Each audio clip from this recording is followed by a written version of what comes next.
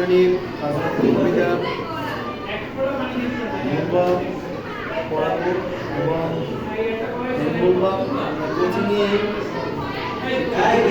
মুখস্থ করে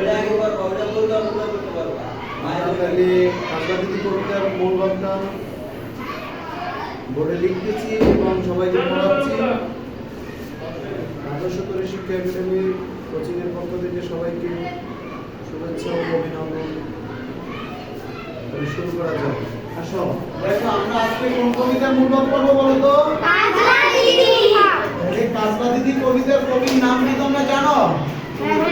কাজবাদিতি কবিতার নাম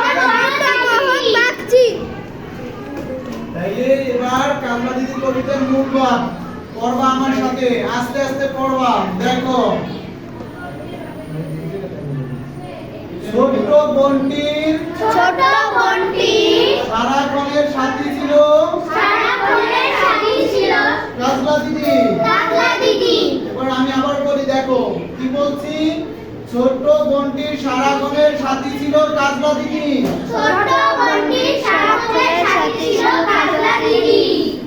দিদি চিরদিনের জন্য তাদের ছেড়ে চলে গেছে। তা সে জানে না, বোঝে না। কেন সে জানে না, বোঝে না?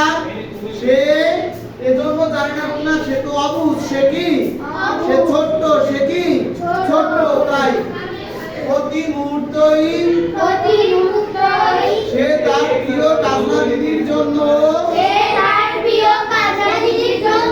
অপেক্ষায় থাকে। সে কোথায় গেছে? কেন আসে না? তা জানতে চায় মায়ের কাছে। মা উত্তর দিতে পারে না। মুখ লুকিয়ে কাঁদে। এবার আমরা জোরে সোরে একবার সুন্দর করে, অতিরিক্ত জোরেও না, একদম খুব সুন্দরভাবে একবার শেষবারের মতো করে নেব। তাহলে এবার শুরু করি। আবার মূল ভাব। ছোট্ট বোনটির সারাক্ষণের সাথী ছিল কাজলা দিদি।